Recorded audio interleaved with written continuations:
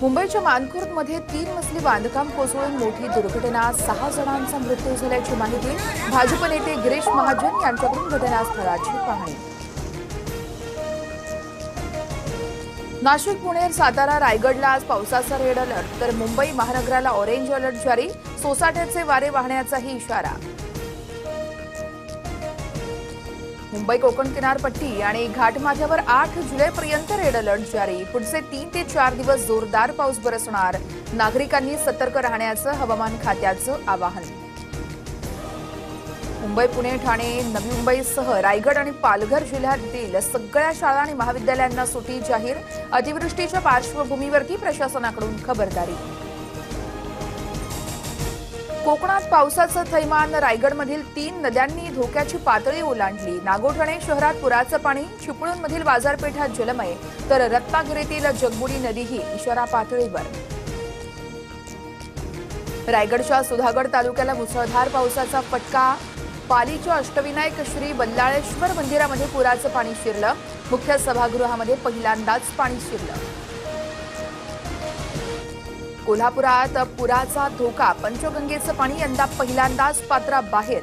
32 बंधारे पाण्याखाली, जिल्हा प्रशासन हाय अलर्टवर।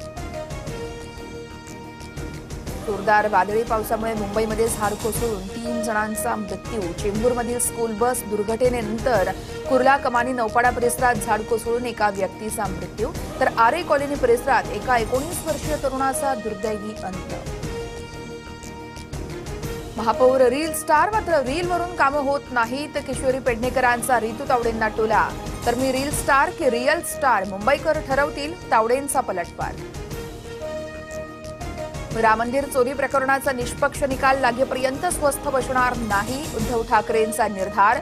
मंदिर लुटणाऱ्यांना हिंदू माफ करणार नाहीत, रामाचं धनुष्यबाण सोडलं, मशालीनं तुमची लंका जाळणार, ठाकरेंचा इशारा। अयोध्येतील राम मंदिर दान चोरी प्रकरणी उद्धव ठाकरेंचा यलगार, दादरमध्ये रामरक्षा आंदोलन, ठाकरेंच्या उपस्थितीमध्ये हनुमान मंदिरात महाआरती, तर मोठ्या संख्येनं शिवसैनिकांची उपस्थिती। उद्धव ठाकरेंना शेवटी राम आठवला, रामाचा मार्ग सोडल्यानं त्यांच्या पक्षाची अधोगती झाली। फक्त आज नव्हे तर ठाकरेंनी रोज रामरक्षा म्हणावी, मुख्यमंत्री देवेंद्र फडणवीसांचा ठाकरेंवर निशाणा। दानमोजणी प्रक्रियेशी माझा संबंध नाही, राम मंदिराचे खजिनदार गोविंद गिरींनी आरोप फेटाळले। प्रकरणाचा पारदर्शक तपास करून दोषींवर कठोर कारवाईचीही मागणी।